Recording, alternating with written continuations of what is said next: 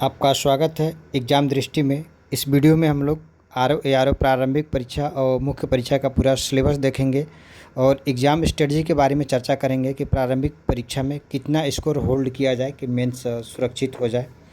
अगर वीडियो अच्छा लगे तो लाइक करिए, चैनल को सब्सक्राइब करिए, अपने दोस्तों के साथ शेयर करिए। धन्यवाद।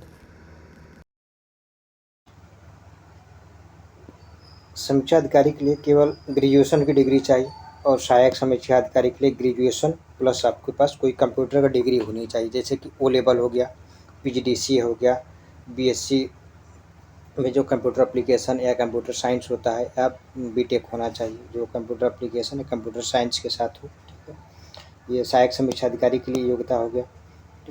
जो प्रारंभिक परीक्षा होता है समीक्षा अधिकारी और सहायक समीक्षा अधिकारी का, तो देखिए उसमें सामान्य अध्ययन के एक प्रश्न होते हैं प्रारंभिक परीक्षा में और एक हिंदी का होता है। एक ही दिन दोनों पेपर हो जाता है, हिंदी और जीएस का।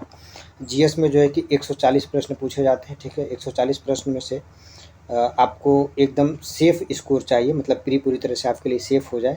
तो उसके लिए आपकी यह रणनीति होनी चाहिए 80 से लेकर के 90 क्वेश्चन तक आपका निगेटिव मार्किंग के साथ, मतलब कटने के बाद आपका 80 से लेकर के लगभग 90 क्वेश्चन तक सही हो जाए। तो ये सिलेबस है इसमें, जो प्रारंभिक परीक्षा में जीएस का जो सिलेबस है, सामान्य विज्ञान हो गया, भारतीय इतिहास हो गया, मतलब जीएस में जो सारे क्वेश्चन आप प्रश्न टॉपिक पढ़ते हैं वो सारे के सारे इसमें आते हैं।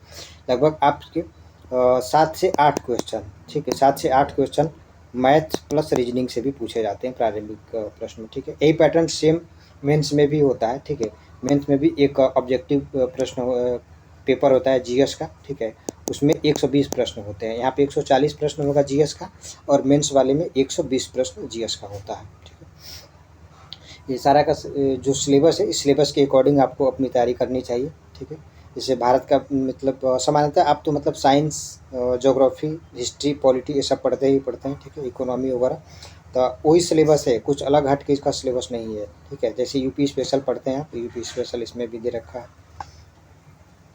जो हिंदी का सिलेबस है, हिंदी के सिलेबस में मात्र इन्होंने 6 टॉपिक दिया हुआ है। ठीक है, 6 टॉपिक से आपको 60 प्रश्न, ठीक है, 60 प्रश्न, एक प्रश्न आपका 1 अंक का होगा। 60 प्रश्न पूछे जाएंगे।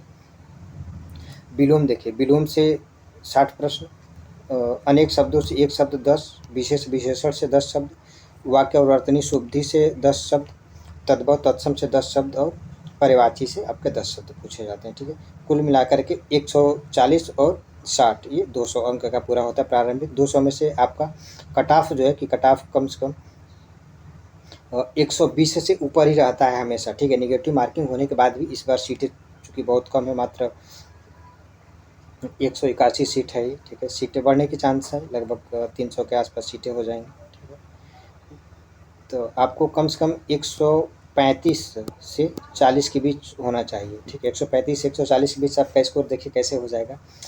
80 से लेकर के 90 के बीच जीएस में हो जाना चाहिए। और इसमें जो है कि 45 से लेकर के, ठीक है, 45 से लेकर 55 तक इसमें प्रश्न सही होने चाहिए आपके कटने के बाद। ठीक है, अगर दोनों आप ऐड करेंगे तो लगभग 135 से 140 के बीच आपका आ जाएगा। तब मतलब आप अगर इतना स्कोर होल्ड कर लेते हैं तो प्री आपका सेफ हो जाएगा। ठीक है, अब मेंस के बारे में थोड़ा सा चर्चा कर लेते हैं। मेंस का एग्ज़ाम का पैटर्न क्या होता है और इसका सिलेबस क्या है। ठीक है, मेंस में जो कि प्रारंभिक परीक्षा में जैसे जीएस था ना 120-40 क्वेश्चन का, सेम वैसे ही यहाँ पे 120 प्रश्न पूछे जाएंगे। इसमें भी मैथ और रीजनिंग के लगभग 8 से 10 क्वेश्चन होते हैं। ठीक है, करंट वगैरह यहाँ पे भी पूछता है, करंट वहाँ पे भी पूछा जाएगा। ये 2 घंटे का होगा। ठीक है, मेंस का जो पेपर होता है वो 2 दिन होता है, प्री का 1 ही दिन होता है। प्री का 1 दिन में दोनों पेपर खत्म होता है। मेंस का 2 दिन होता है। पहले दिन आपका जीएस और हिंदी हो जाता है और दूसरे दिन आपका एसे, जो 120 नंबर का एसे है वो दूसरे दिन होता है। ठीक है, तो इसमें आपको 2.5 घंटे समय दिया जाता है। जो कन्वेंशनल हिंदी होता है, कन्वेंशनल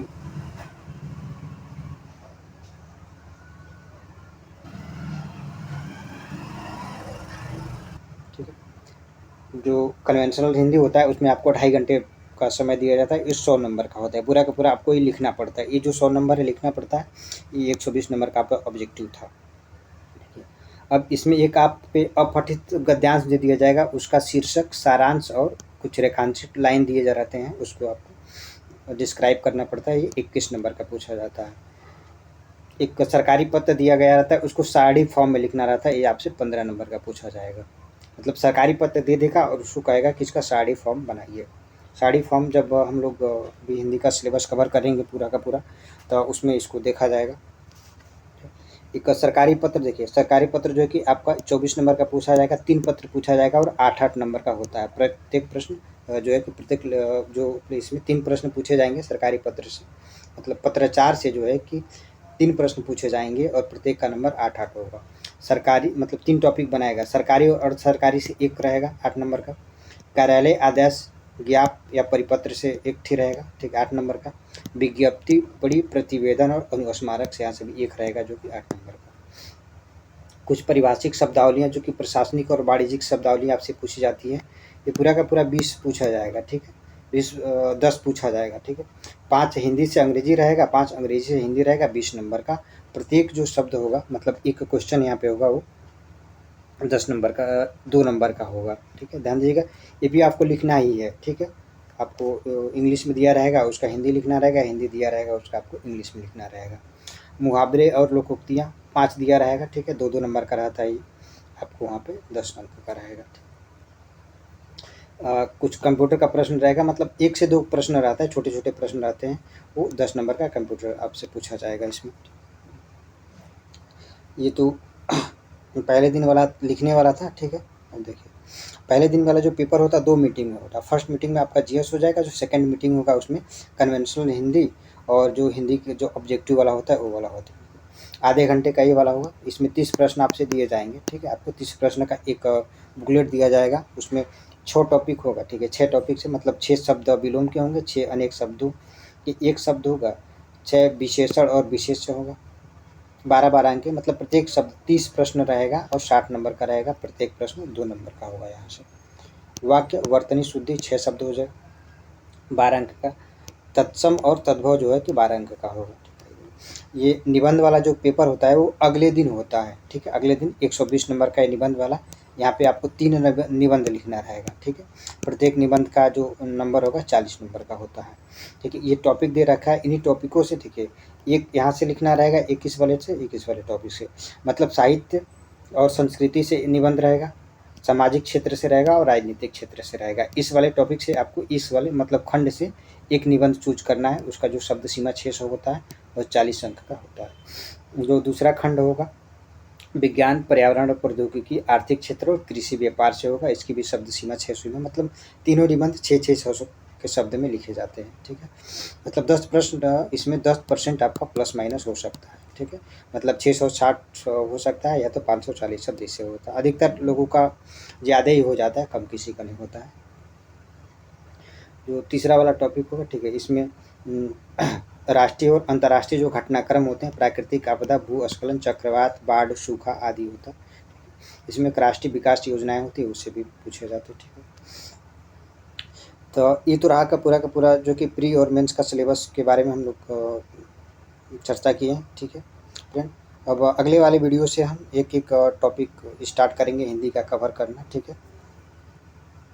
इसी के साथ एक प्रैक्टिस भी जो कि बहुत सारे मार्केट में प्रैक्टिस सेट है, उसमें से कोई एक प्रैक्टिस सेट उठा लिया जाएगा और उसको प्रैक्टिस करेंगे, ठीक है। वीडियो देखने के लिए बहुत बहुत धन्यवाद।